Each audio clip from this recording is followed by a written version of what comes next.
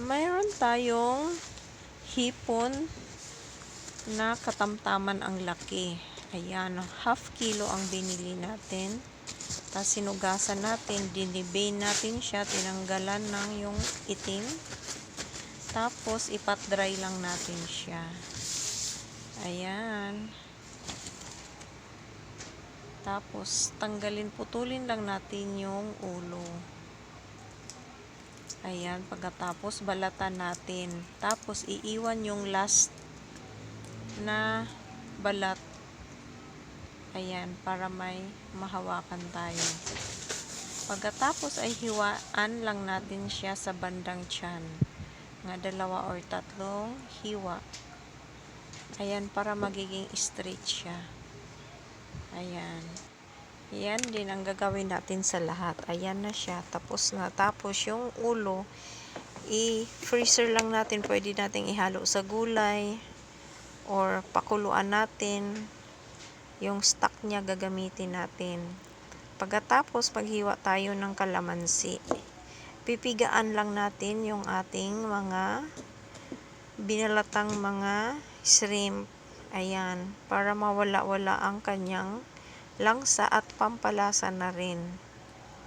Ayan na, 2 kalamansi ang piga natin sa ating shrimp at tanggalan lang natin siya ng mga buto.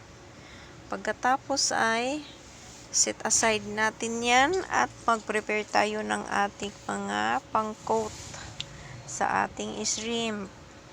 Ang ating breading. Ayan, half flour, tapos lagyan natin ng pamintang powder at konting pig salt. Ayan, Himalayan salt ang ginamit natin. Pagkatapos ay haluin lang natin at set aside. Ayan, gagawin naman natin yung ating egg. Ang ating beaten egg. Ayan.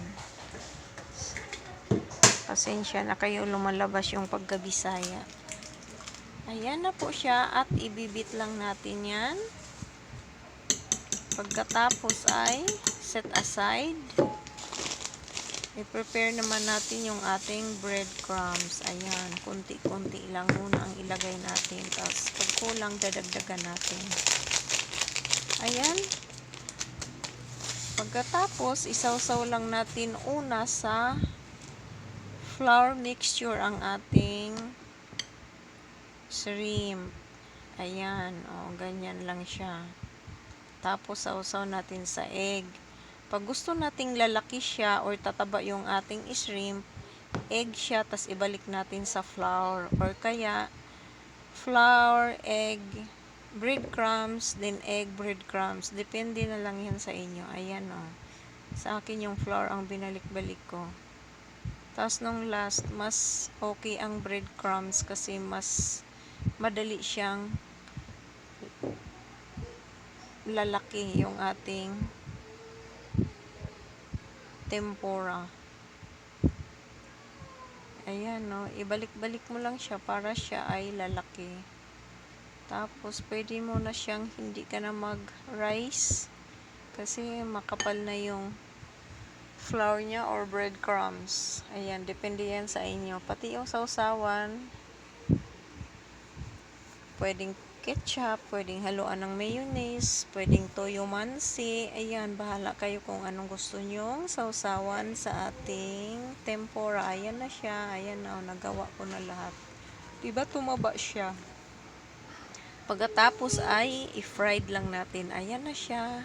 Yung kalahati, tinira ko, nilagay ko sa freezer para crunchy siya pag kainin. Ayan. Hindi ko siya niluto lahat. Ayan na siya. Ayan, tikman natin. Crunchy siya. Luto naman yung ilalim kahit naluto yung shrimp kahit makapal yung ating breading. Ayan. Thank you for watching. God bless.